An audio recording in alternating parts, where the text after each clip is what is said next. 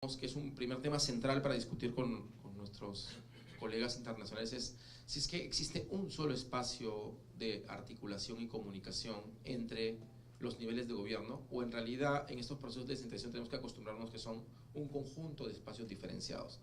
Y hemos apostado más por ir tratando de tener espacios diferenciados con algún tipo de articulación específica o de consistencia entre estos diferentes tipos de espacios. Hay políticas en la descentralización que tienen que ver con un tema sectorial, las discusiones particularmente en temas de desarrollo agropecuario, o los temas de la política particular de sanidad, o la política particular de conectividad. Tiene que haber una discusión que hacen normalmente los territorios con los ministros o los sectores a cargo. La política sectorial tiene que tener también un espacio de coordinación, y no es un espacio cerrado, sino es un espacio específico para esa política sectorial.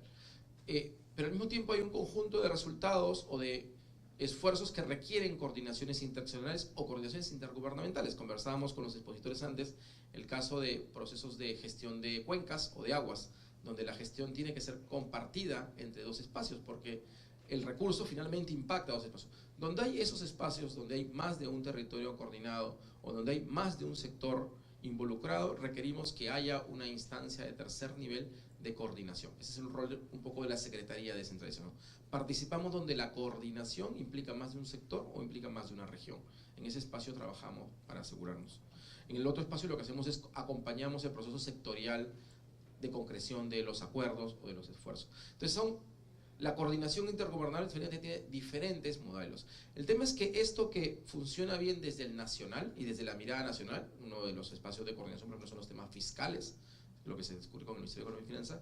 Cuando uno lo mira desde el otro lado, no desde el gobierno nacional, sino desde los gobiernos territoriales, es más complejo.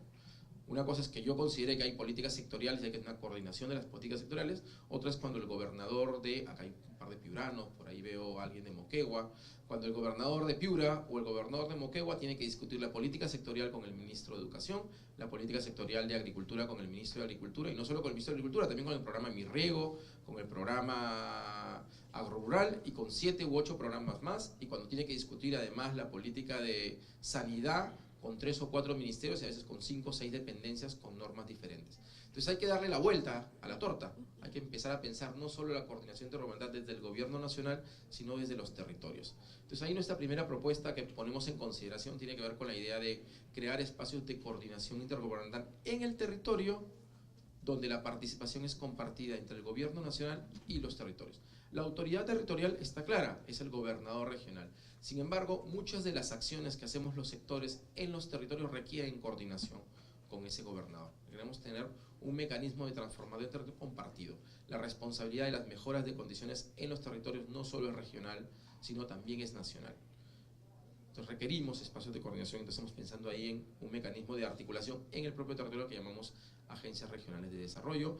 A partir de estas discusiones que tenemos con nuestros especialistas de OECD, en el marco del programa País, nos recomiendan cree usted un espacio de coordinación que permita un poco crear, no eliminar la política sectorial, sino asegurar que la política sectorial en el territorio tiene un enfoque de gestión del territorio y por tanto un rol central de los gobernadores y de los alcaldes.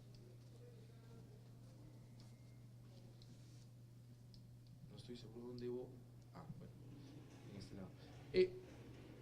Esto implica no solo pensar en la institucionalidad o en los mecanismos de coordinación, también en los instrumentos de planificación. Tenemos que conseguir que cada vez más el plan de desarrollo concertado sea un plan de gestión y un plan de implementación.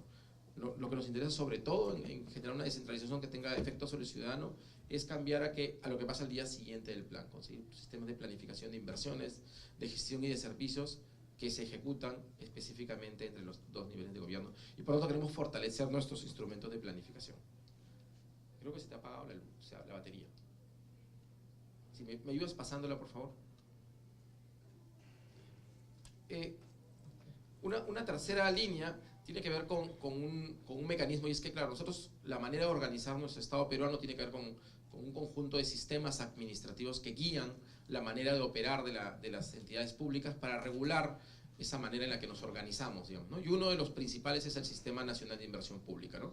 Que tiene un conjunto frondoso de normatividad que genera que los proyectos demoren mucho tiempo. Entonces estamos ajustando el Sistema Nacional de Inversión Pública. Hoy todavía no, mañana ya pasó a mejor vida y se llamará Invierte Perú, pero la idea es acotar tiempos, simplificar procesos y asegurar no solo la evaluación por proyectos, sino sobre todo por el conjunto de proyectos en función de las prioridades nacionales. La siguiente, por favor, para respetar un poco el tiempo.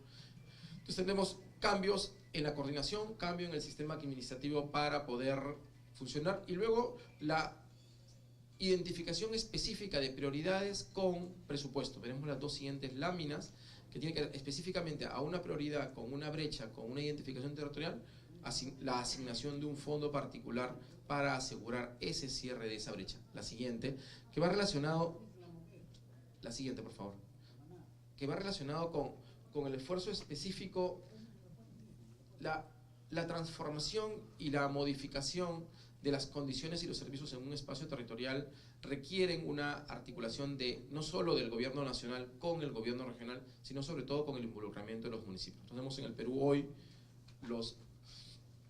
un poder ejecutivo, 26 gobiernos regionales, pero tenemos 1.875 gobiernos locales, ¿no? En el nivel provincial y en el nivel distrital. Lo que requerimos es que eso, el asegurar agua potable segura o agua segura en el distrito más pequeño del país, hoy es una responsabilidad que hemos asumido legalmente en el marco de la sesión como una responsabilidad exclusiva del gobierno local de ese lugar, indistintamente de si cuenta con la infraestructura o no cuente con la infraestructura. Normalmente los esfuerzos que estamos buscando generar pueden sobredimensionar la capacidad de esa entidad pública. Tenemos que revertir eso, tenemos que asegurar que la dotación y el acceso al agua segura en ese distrito es una responsabilidad del gobierno local, del gobierno regional y también del gobierno nacional. La siguiente, por favor. Y eso implica utilizar los instrumentos. No se trata de salirnos de los presupuestos públicos, no se trata de salirnos de los programas presupuestales, sino tratar de que esos programas presupuestales o esos instrumentos administrativos conversen con la descentralización. Tenemos que hacer una descentralización que se relaciona con las personas, no que se regula normativamente solamente. La siguiente, por favor.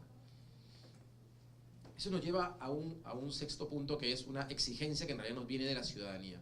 Tenemos que cambiarle al Estado y sacarle la idea del Estado burocrático y transformarlo en un Estado que brinda servicios. Entonces estamos tratando de reformar la idea de que el Estado piense en lo que le está pidiendo al ciudadano. Estamos tratando de simplificar muchos de los procedimientos que exigimos, pero no solo desde el ciudadano y la ventanilla respecto a un servicio que me requiere el Estado, sino también entre la entidad pública subnacional que me requiere un proceso administrativo, un mecanismo de financiamiento, un mecanismo de aprobación de un proyecto, y tratando de crear predictibilidad en esos procedimientos. La siguiente, por favor. Y eso implica algo que parece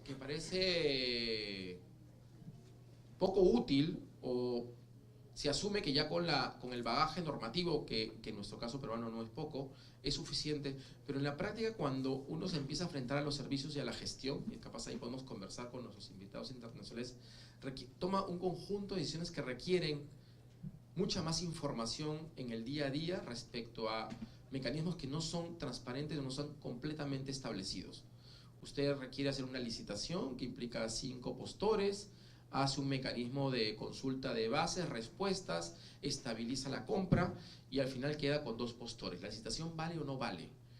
Esa es una pregunta que me genera un alcalde en una zona muy alejada del Perú. Alguien tiene que responder esa pregunta inmediatamente y tiene que respondérsela certeramente. No es posible que transmitamos esa responsabilidad a la autoridad y luego tengamos un sistema de control que aprovecha un poco esta dificultad o esta parte gris del sistema de control que no genera respuesta. Tenemos que pensar en mecanismos en los cuales las dudas, las consultas, la operación de un gobierno local, de una región, en los espacios más lejanos, salen de esa materia gris y empezamos a responder esas preguntas. El que es un rector administrativo no tiene solo la responsabilidad de ser rector del sistema administrativo particular para castigar o para decir quién no hizo, sino tiene que ser el que acompaña el proceso de despliegue de esa competencia o de esa función. Entonces necesitamos crear mecanismos de comunicación predecibles entre autoridades. La siguiente, por favor. Un tema central que decimos siempre que hemos avanzado poco en el Perú es el tema fiscal, ¿no? El tema fiscal es un tema complejo. Veremos además en un par de láminas donde vemos un poco el proceso fiscal. Hoy mismo la ausencia de nuestro vicepresidente del Congreso tiene que ver con que estamos discutiendo la ley de finanzas públicas, ¿no? Lo que llamamos la ley de presupuesto en el Perú, pero en otros lados se llama la ley de financiamiento anual del país. Tiene que ver con empezar a crear mejores mecanismos de predictibilidad en el financiamiento, ¿no? Tenemos que Hoy veremos, hay una gráfica en los diarios cuando vean, ¿no?, del nivel de concentración del presupuesto en el sistema nacional, y tiene que ver con esta desprogramación de presupuestos. Nosotros hacemos presupuestos particularmente anuales, cuando los proyectos de inversión, muchas de las actividades no son anuales, son multianuales. Uno construye un hospital, una carretera en 4 o 5 años, ¿no? Ojalá 3, 2 años, desde la formulación de proyectos. Y por tanto tenemos que empezar a pensar en proyectos multianuales que nos permiten tener ese espacio de negociación o ese espacio de predictibilidad. No puede pasar que cada año tenga nuevamente que pensar en un proyecto que ya había empezado.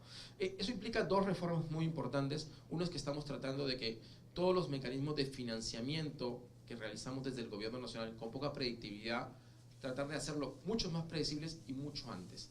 En el Perú tenemos una norma que obliga a que las transferencias del gobierno nacional, los gobiernos regionales y locales solo se pueden hacer hasta mediados de año.